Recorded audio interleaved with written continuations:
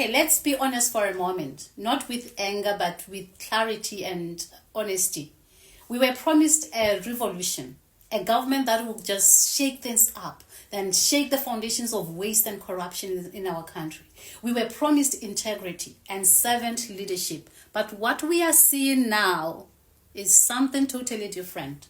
It's more of the same game, only this time it's being played by substitute players wearing a different jersey color. Let's start with one of the most glaring issues, which is the burning issue right now, the increment of ministers' salaries and allowances. The UDC government claims this was a decision made by the previous regime, which is totally correct. But the reality is these increases are being implemented now under their leadership, and they had control of them going on or not. If the country is broke, as they keep repeating like a national anthem, why didn't the president use his executive powers to halt the whole process? He had no problem overturning the vegetable ban, right, the importation ban, without consultation. Something that directly affected local farmers. But somehow stopping the increment of ministerial packs is impossible. Where is the logic? Guys, please help me out. The president also increased the number of specially elected councillors, a move that places an unnecessary burden on an already ailing and struggling economy. At a time when we are being told to tighten belts, such an extravagant expansion feels out of touch with the reality on the ground. Honestly speaking, I don't even understand it. To make matters worse, specially elected members of parliament who have no constituencies are receiving constituency allowances. Even the president himself. How do we just justify this? What else can we call it but thievery wrapped in legal excuses? It's disheartening, to say the least, that not even a single leader had the decency to say, this is not my money, don't give it to me. And these are the very people we trusted with our country's future. We've also just seen a tax hike framed as targeting high-income earners. But let's break that down. 13,000 pula per month is not now considered like high income. It's not just laughable, it's insulting.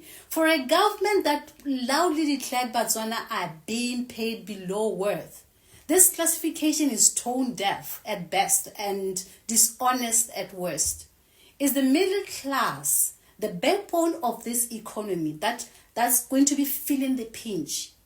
They are now carrying the burden of increased taxes just to fund travel, lavish allowances, and lifestyle upgrades for ministers and their entourages. And yes, I said entourages because ministers don't just travel alone. Every international trip that they take comes with assistance, aids, and accommodation costs. Most of those conferences they attend have little to do with Motswana. They don't have any direct benefit to an ordinary Motswana. It's about polishing their personal CVs, raking up air miles, and most importantly, collecting that sweet per diem. Once they taste how easy that travel money is, they are always on the next flight. Meanwhile, back home, essentials like electricity are going up, food prices are going up, and public servants haven't even, seen any relief. The unemployed remain unemployed, and yet somehow the only group not affected by tightening the belt is actually the ones who are making the rules. We were told not to ask questions. We are told to drink some water and be patient. But no, we've been drinking water and we are thirsty for accountability now. Maybe offer us some sweet aid if you want us to keep drinking some water. And let's just not forget the promises. The vice president once boldly declared that he and the president would just take pay cuts. And what happened? Did the president refuse? Did the idea die moments they tasted the privilege of power? If you had no intention of doing it, why say it at all? Why? Promises shouldn't be made for applause. They should be made to be kept. You see, politicians are not here because they love us. They are here because they know we think they do. And they use that belief to keep us clapping while they keep on collecting and collecting. What's next? They'll raise the minimum wage, just enough to silence the masses because we are complaining about their allowances. And while we are ululating over small gains, they are quietly inflating their own pets behind the scenes and hoping we never find out. We cannot afford to be fooled again. This is not jealousy. This is not bitterness. This is the voice of a citizen who has seen clearly and wants others to see too. We voted out one cartel only to replace it with another.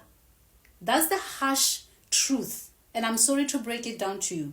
If there's really no money, show us by how you manage it. Start with yourselves. Cut the allowances, reduce unnecessary international trips, stop wasteful spending, walk the talk, because until then it's hard to believe the cries of we are broke when we all see is luxury at the top and struggle at the bottom. Botswana, it's just time we wake up. We deserve better. And we will only get better if we stay alert, ask the hard questions, and demand real leadership, not just lip service, not recycled policies, and not just excuses. Let us be bold enough to say we want change, not just in faces, but in values and in action. I am Situnya Munyadzi. Agape love.